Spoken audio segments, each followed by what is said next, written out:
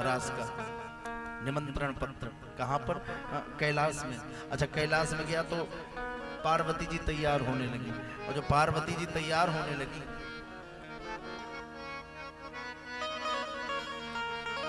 शंकर भगवान ने पूछा कहाँ जा रही हो? पार्वती ने कहा हम जा रहे हैं रास में। शंकर जी ने पूछा ये रास क्या है? पार्वती ने बताया कि भगवान श्री कृष्ण रहते हैं और हम स्त्रियां रहती हैं, उनके मध्य में होने वाली क्रिया को रास कहते हैं। भगवान शंकर ने कहा हम भी चलेंगे। पार्वती जी ने कहा वहां पुरुष खाली भगवान ही जाते हैं, दूसरा कोई नहीं जाता। शंकर जी जिद करके बैठ गए, नहीं हमको चलना है। पार्वती ने सीधे मना कर दिया, लेकिन शंकर जी कैसे रुक सकते हैं, क्योंकि भगवान शंकर से बड़ा भगवान का कोई दुनिया में भक्त ही नहीं है। अगर भक्तों की श्रृंखला में सबसे ऊपर किसी को रखा जाएगा तो भगवान शंकर को रखा जाएगा। क्यों? मंगल भवन अमंगल हरि, मंगल भवन अमंगल हरि, प्रभाहु सुदसरथ उमा सहित ही जपत पुरारी। मंगल भवन अमंगल हरि, मंगल भवन अमंगल हरि। भगवान शंकर ऐसे हैं जो भगवान का नाम हमेशा जपते, उमा सहित जेहि जपत पुरारी। अकेले नहीं जपते हैं, फिर ये नहीं कहते कि हम माला जप रहे हैं तुम जाकर के घर का काम करो ना।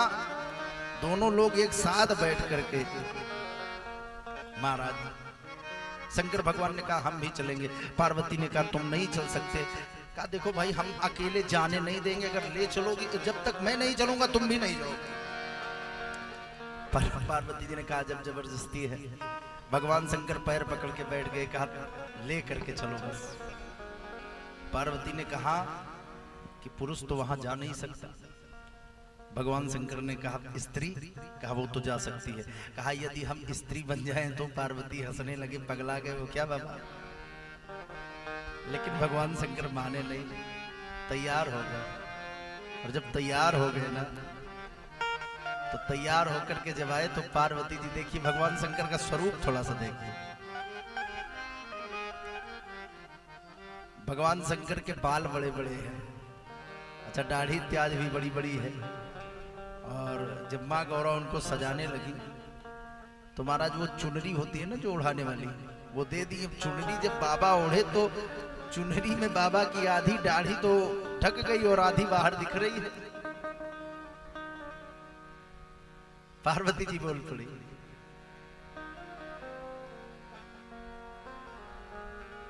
कि ये गोटेदार चुनरी सर पे तू डाल के, ये गोटेदार चुनरी सर पे तू डाल के, भोला बन जाओ भोली घुंघटा निकाल के, भोला बन जाओ भोली घुंघटा निकाल के।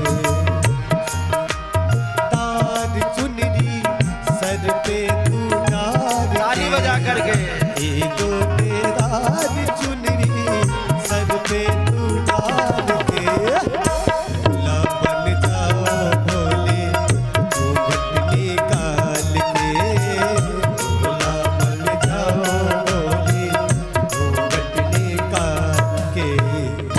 भगवान शंकर भी पहुंच गए। अच्छा जब रास में पहुंचे तब अब रास में हो क्या रहा है? रास में सारी गोपियां, बीच में कृष्ण। और देखो भक्ति में सबसे पहले कुछ प्रवेश करता है तो अभिमान। कैसे प्रवेश करता है जानते हो? जैसे आप घर में पूजा करने लगे ना, आधा घंटा, अच्छा किसी ने पूछा, कहा भैया 7 बजे फोन किए थे, फोन नहीं उठाए। अरे नहीं नहीं वो हमारे पूजा का टाइम होता है, हम बिल्कुल नहीं उठाते। 7:30 से लेकर के 8 बजे तक हम पूजा करते हैं। अब इससे बड़ी मूर्खता दुनिया में कुछ नहीं है। हमेशा याद रखना, अगर आपने जीवन में कुछ गलत किया हो तो उसको बता दो। वो जैसे जैसे लोगों के बीच में जाएगा वैसे वैसे पाप समाप्त होता चला जाएगा। और अगर आप कोई पूजा करते हैं, कोई साधना करते हैं, तो कभी किसी से मत बताओ। लेकिन समस्या क्या होती है, अच्छा यहां समझाने वाले भी उसी से पीड़ित रहते हैं, जो यहां बैठ करके समझाता है। जैसे कथा व्यास भी हो गए ना, तो किसी के यहाँ गए, मान लीजिए वो कुर्सी लगा दिया, तो पहले खड़े रहेंगे, फिर एक चेला धीरे से बताएगा महाराज कुर्सी पर नहीं बैठते। क्या फिर? कहा महाराज तख्ता पे, और तख्ता में कम से कम गद्दे की मोटाई एक बीता रहनी चाहिए, नया चद्दर चाहिए।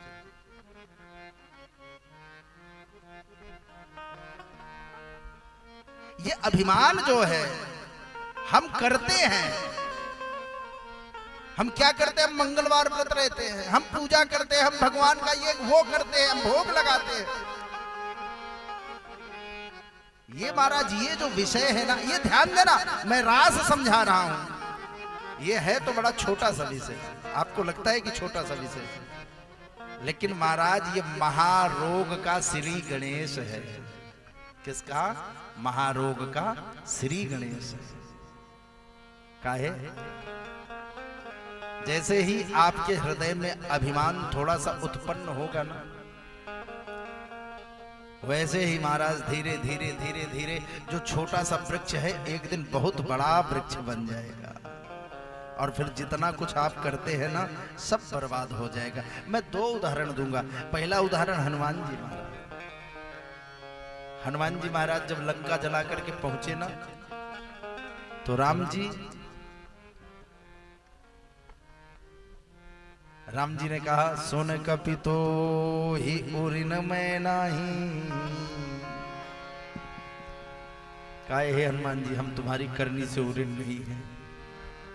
अरे जैसे ही इतना कहा ना, हनुमान जी सीधे सीधे लेट गए। सरकार ये क्या हो रहा है, गलत है। अरे राम ने सब किया है तो तुम्हारा धन्यवाद नहीं करेंगे। हनुमान जी ने कहा सरकार मेरी कोई औकात नहीं है, मैं करने में निमित्त मात्र था, करवाया तो आपने है। करवाया किसने है? आपने।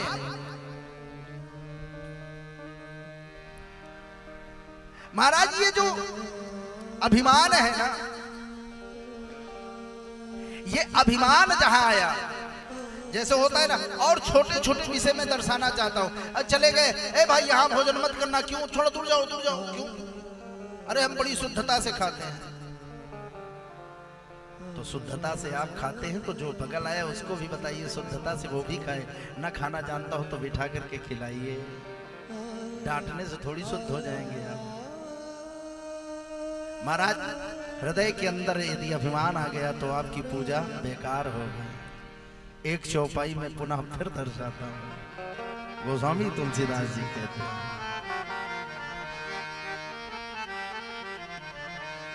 हरि व्यापक सर्वत्र समाना, प्रेमत प्रकट हो